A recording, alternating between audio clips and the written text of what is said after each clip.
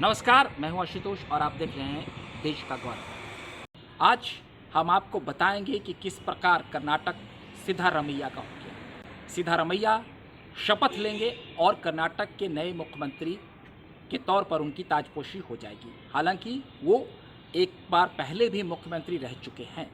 2013 से 18 तक उन्होंने कर्नाटक राज्य को संवारा है। वहाँ की जनता ने उन्हें प्यार दिया, वहाँ के विधायकों ने उन्हें प्यार दिया और दोबारा उनकी ताजपोशी फिर हो रही है। बहरहाल इस पूरे प्रकरण में जो सबसे ज़्यादा मामला उछला वो ये है कि मौजूदा दौर में कर्नाटक के जो प्रदेश अध्यक्ष हैं DK शिव कुमार, उनको लेकर काफ़ी चिंता की स्थिति बनी हुई थी कांग्रेस के भीतर। DK शिव कुमार को मनाने में काफ़ी वक्त लगा कांग्रेस को, इसलिए 2 दिनों के बाद यह फैसला हो पाया कि कर्नाटक के नए मुख्यमंत्री के तौर पर कौन है। दरअसल DK शिव कुमार ये उम्मीद लगाए बैठे थे, आस लगाए बैठे हुए थे कि वो कर्नाटक के नए मुख्यमंत्री बनेंगे, लेकिन ऐसा नहीं हुआ। मौजूदा दौर में सिद्धारमैया ने बाजी मार ली। सिद्धारमैया पहले भी मुख्यमंत्री रह चुके हैं, जैसा कि मैंने आपको पहले बताया।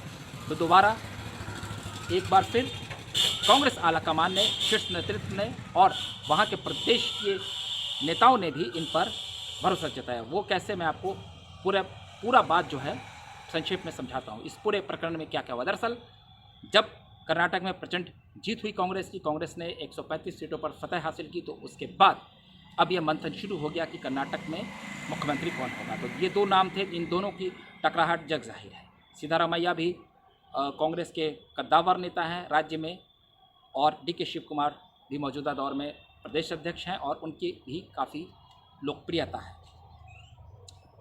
कुरुआ समाज से आते हैं सिद्धारमैया, तो वहीं DK शिव कुमार वोकालिंगा समुदाय से आते हैं। कर्नाटक में अगर हम बात करें तो लिंगायत समुदाय सबसे ज़्यादा हैं, वो 14% है। तो वहीं वोकालिंगा 11% है और करुआ समाज जो है वहाँ 7% के आसपास है। तो एक प्रकार से अगर देखा जाए तो लिंगायत समुदाय के जो सबसे बड़े नेता हैं वो येदियुरप्पा हैं और वो भाजपा के साथ हैं। और कांग्रेस में बात करें तो DK शिव कुमार वोकालिंगा समुदाय से हैं जो कांग्रेस के साथ हैं, और करुआ समाज से आते हैं सिद्धारमैया। तो इन 2 नेताओं की ताजपोशी जब हो रही है, बतौर मुख्यमंत्री सिद्धारमैया की हो रही है और बतौर deputy CM DK Shiv Kumar की ताजपोशी हो रही है, तो आगामी लोकसभा में भी जातीय समीकरण के आधार पर वोटों को साधने की कवायद होगी। क्योंकि मौजूदा दौर में कर्नाटक में भले ही पिछले विधानसभा चुनाव में भी बीजेपी की हार हुई थी, मगर लोकसभा चुनाव में बीजेपी ने बाजी मारी थी। और कर्नाटक लोकसभा चुनाव में कांग्रेस के पास केवल 1 सीटें हैं।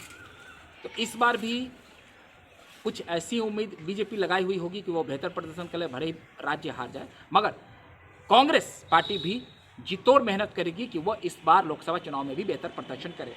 पिछली बार 2018 में बीजेपी की कर्नाटक में हार हुई थी विधानसभा चुनाव में, लेकिन 19 में जब वहाँ का सियासी गणित कुछ बदला तो बीजेपी ने कई विधायकों को अपने पाले में किया और उनकी सरकार फिर बन गई थी। बहरहाल DK शिव कुमार कैसे पिछड़ गए ये आप जानिए कि जब कांग्रेस ने अपने ऑब्जर्वर को कर्नाटक भेजा इस जीत के बाद कि आप जाइए वहाँ के स्थानीय विधायकों से बात करिए और विधायक दल का नेता किसे चुना जाए इस पर मंथन कीजिए। कांग्रेस की पुरानी रणनीति रही है कि वो कई राज्यों में अपने चेहरे को पहले आगे नहीं करती है और वहाँ विधायकों से बात कर उनसे समन्वय बिठाकर फिर विधायक दल का नेता चुना जाता है। तो ऑब्जर्वर्स ने बैठक की और इस बैठक में एक गुप्त मतदान भी किया गया, जिसमें सिद्धारमैया को ज़्यादा विधायकों का समर्थन मिला। लगभग 80 के आसपास विधायकों का समर्थन उनके साथ था और 40 से ऊपर विधायकों का समर्थन DK शिव कुमार के साथ था। तो वहीं कुछ विधायक ऐसे भी थे जो कह रहे थे कि आलाकमान का जो फैसला होगा हम उसे मानेंगे। तो यहाँ DK शिव कुमार पिछड़ गए। उसके बाद मल्लिकार्जुन खड़गे से बातचीत का दौर चला। DK शिव कुमार मानने को तैयार नहीं थे, वो अपनी मांग रख रहे थे कि नहीं, मुख्यमंत्री की कुर्सी से नीचे वो मानने के लिए तैयार नहीं थे। तो उनको मनाने की पूरी कोशिश की जा रही थी, यहाँ तक कि उन्हें मनाने के लिए सोनिया गांधी को भी हस्तक्षेप करना पड़ा, उनसे बात करना पड़ा, तब जाकर वह माने। सिद्धारमैया भी कांग्रेस के काफ़ी चहेते हैं, शीर्ष नेतृत्व के, तो वहीं DK शिव कुमार भी शीर्ष नेतृत्व के काफ़ी चहेते हैं और कई मौक़ों पर वो कांग्रेस के संकट मोचक के तौर पर भी भूमिका निभा चुके हैं। तो मल्लिकार्जुन खड़गे को यह समझ नहीं आ रहा था कि जब वो बंद कमरे में इनसे बातें हो रही थी, डीके शिव कुमार नहीं मान रहे थे, तब कांग्रेस आलाकमान इसमें हस्तक्षेप करते हैं और फिर जाकर डीके शिव कुमार को मनाया जाता है। लेकिन डीके शिव कुमार अपने एक अन्य शर्त पर फिर अड़े रहे। जब वो ये माने कि ठीक है, जब उन्हें बताया गया कि विधायकों का समर्थन सिद्धरामैया के साथ ज़्यादा है और उन्हें एक गुप्त मतदान की जो पेटी दिखाई गई जिसमें उनके सामने ये बातें रखी गई कि देखिए इन्हें ज़्यादा विधायकों का समर्थन मिला है, तब फिर डीके शिव कुमार अड़ गए कि नहीं, राज्य में डिप्टी सीएम केवल एक ही होगा। तो कांग्रेस ने भी उनकी बात मानी और वो डिप्टी सीएम एक रहे। और कांग्रेस के महासचिव वेणुगोपाल ने आकर मीडिया के सामने बताया कि कांग्रेस के नए सीएम कौन होंगे और डिप्टी सीएम कौन होंगे।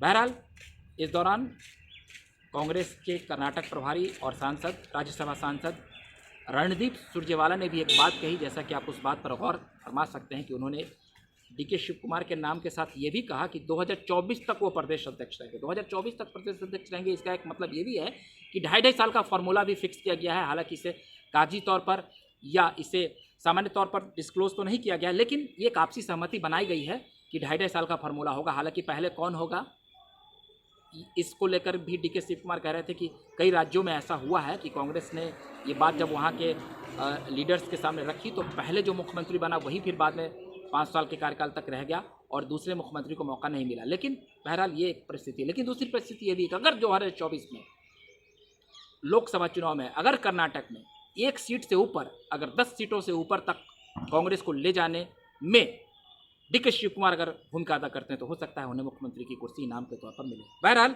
ये एक राजनीति है और राजनीति में संघर्ष तो चलता है। अगर आपको हमारा ये वीडियो अच्छा लगा हो तो कृपया कर आप हमारे इस वीडियो को लाइक, सब्सक्राइब और शेयर कर दें। अगली बार हम फिर नए वीडियो के साथ हाजिर रहेंगे, तब तक के लिए आप हमें इजाजत दीजिए। बहुत बहुत धन्यवाद।